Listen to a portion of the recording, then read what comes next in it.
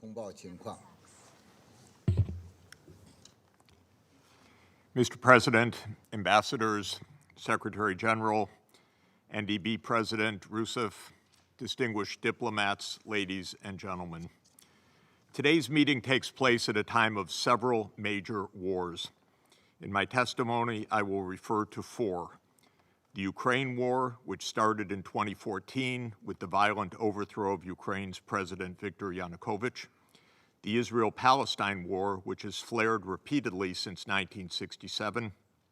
The Syrian War, which began in 2011. And the Sahel Wars, which began in 2012 in Mali and have now spread throughout the Sahel. These wars may seem intractable, but they are not. Indeed, I would suggest that all four wars could be ended quickly by agreement within the UN Security Council. One reason is that major wars must be fed from the outside, both with external finances and armaments. The UN Security Council could agree to choke off these awful wars by withholding external finance and armaments. This would require an agreement among the major powers. The other reason why these wars can end quickly is that they result from economic and political factors that can be addressed through diplomacy rather than through war. By addressing the underlying political and economic factors, the Security Council can establish conditions for peace and sustainable development. Let me consider each of the four wars in turn briefly. The war in Ukraine has two main political causes. The first is the attempt by NATO to expand to Ukraine despite the timely and repeated objections by Russia. Russia considers NATO presence in Ukraine as a significant threat to Russia's security. The second political cause is the East-West ethnic division in Ukraine, partly along linguistic and partly along religious lines. Following the overthrow of President Yanukovych in 2014, ethnic Russian regions broke away from the post-coup government and appealed for protection and autonomy. The Minsk II agreement, endorsed by this Council in Resolution 2202, called for regional autonomy to be incorporated in Ukraine's constitution, but the agreement was never implemented by Ukraine, despite the UN Security Council backing. The economic cause of the war results from the fact that Ukraine's economy faces both west to the European Union and east to Russia, Central Asia, and East Asia.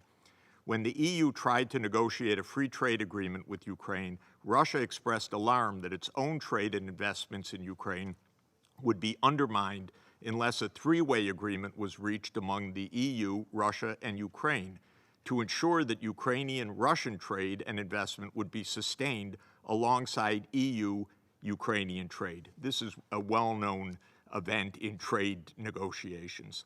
Unfortunately, the EU was apparently not prepared to negotiate with Russia over such a three-way arrangement, and the competing East-West orientation of Ukraine's economy was never resolved. This Council could end the Ukraine war quickly by addressing its underlying political and economic causes. On the political front, the P5 countries should agree to extend a security guarantee to Ukraine while also agreeing that NATO will not expand to Ukraine, thereby addressing Russia's concerns over NATO enlargement. The Council should also work to achieve a lasting governance solution regarding Ukraine's ethnic divisions. On the economic side, there are two considerations, one in policy and the other in finance. On policy, Ukraine's strong economic interest is to join the European Union while also maintaining open trade and financial relations with Russia and the rest of Eurasia. Ukraine's trade policy should be inclusive rather than diversionary, allowing Ukraine to serve as a vibrant economic bridge across the east and west of Eurasia. On the financing side, Ukraine will need funding for reconstruction and for new physical infrastructure such as fast rail, renewable energy, 5G, and port modernization. As I described below, I recommend that the Security Council establish a new peace and development fund to help mobilize the financing to help Ukraine and other war zones to turn away from war towards recovery and long-term sustainable development. Consider in a similar way the war in Israel and Palestine. Here, too, the war could be ended quickly by the Council enforcing the many UN Security Council resolutions made over several decades calling for a return to the 1967 borders, an end of Israel's settlement activities in the occupied territories, and the two-state solution, including in UN Security Council's resolutions 242, 338, 1397, 1515, and 2334. It is clear that Israel and Palestine are unable to reach agreements in line with these UN Security Council resolutions. On both sides, hardliners repeatedly frustrate moderates who seek peace based on the two-state solution. It is high time, therefore, in my view, for the UN Security Council to enforce its decisions by implementing a just and lasting solution that is in the interests of both Israel and Palestine, rather than allowing hardliners on both sides to ignore the mandate of this council and thereby to threaten global peace. My recommendation to this council is that it immediately recognize the state of Palestine in a matter of days or weeks and welcome Palestine as a full member of the United Nations, with the capital in East Jerusalem and with sovereign control over the Islamic holy sites. The council should establish a peacekeeping force drawn heavily from the neighboring Arab countries to help provide security in Palestine. Such an outcome is in the overwhelming will of the international community and the manifest interest of both Israel and Palestine, despite the vociferous objections by hardline rejectionists on both sides of the divide. An economic strategy should accompany the political strategy. Most importantly, the new sovereign state of Palestine must be economically viable, and I give several examples of how that can be done. But most importantly, both Israel and Palestine should become part of an integrated, sustainable development plan for the Eastern Mediterranean and Middle East that supports climate resilience and the region's transition to green energy. The Council could similarly end the war in Syria. The Syrian war broke out in 2011 when several regional powers and the United States joined forces to topple the government of Syrian President Bashar al-Assad. This deeply misguided regime change operation failed, but it triggered a prolonged war with enormous bloodshed and destruction, including of ancient cultural heritage sites.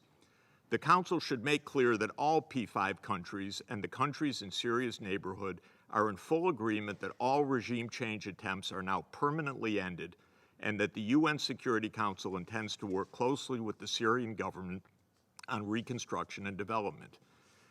On the economic side, Syria's best hope is to become closely integrated into the Eastern Mediterranean and Middle East region, especially through the construction of physical infrastructure connecting Syria with Turkey, the Middle East, and the Mediterranean nations. The war in the Sahel has similar roots. Just as the regional powers in the U.S. aimed to overthrow the regime of Bashar al-Assad in 2011, the NATO powers similarly aimed to overthrow the regime of Muammar Gaddafi. In pursuing this aim, they grossly exceeded the mandate of UN Security Council Resolution 1973, which had authorized the protection of Libya's civilian population, but certainly not authorized a NATO-led regime change. The violent overthrow of the Libyan government quickly spilled over to the impoverished countries of the Sahel. Poverty alone made these Sahelian countries highly vulnerable to the influx of armaments and militias. The result has been ongoing violence and multiple coups, gravely undermining the possibility of economic improvement. The countries of the Sahel form a natural aggregation for regional economic investment in infrastructure. The entire region urgently needs investments in electrification, digital access, water and sanitation, and road and rail transport, as well as in social services, notably education and healthcare.